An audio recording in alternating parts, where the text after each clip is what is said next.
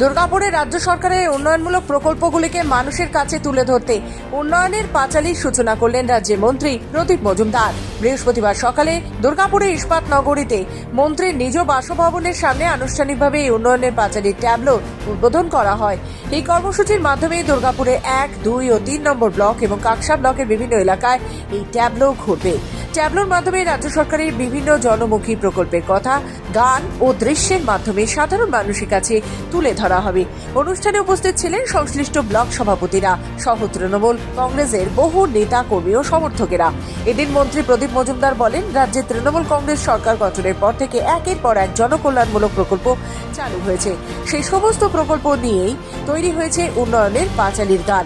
এখন সেই গান ট্যাবলোর মাধ্যমে পাড়ায় মহল্লায় ঘুরে মানুষের কাছে কাছে পৌঁছে দেওয়া হচ্ছে।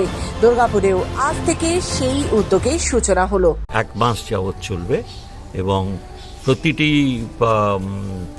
পথে এই প্রচার যান আমাদের ঘুরবে এবং আমাদের ব্লকের যে নেতৃত্ব আছে তারা এগুলো পরিচালনা করবেন এবং আমরা দেখব যাতে সব মানুষের কাছে আমরা এই প্রচার ব্যবস্থা পৌঁছে যায়। তিনি আরও জানান, এই ট্যাবলো কর্মসূচির মাধ্যমে সাধারণ মানুষ রাজ্য সরকারের বিভিন্ন প্রকল্প সম্পর্কে আরও স্পষ্ট ধারণা পাবেন এবং সরকারের উন্নয়নমূলক কাজের সঙ্গে সরাসরি পরিচিত হবেন। তৃণমূল কংগ্রেসের পক্ষ থেকে এই উদ্যোগকে ঘিরে এলাকায় উৎসাহ ও উদ্দীপনা লক্ষ্য করা যায়। দুর্গাপুর থেকে নিজস্ব প্রতিনিধি রিপোর্ট, খবর বাংলা।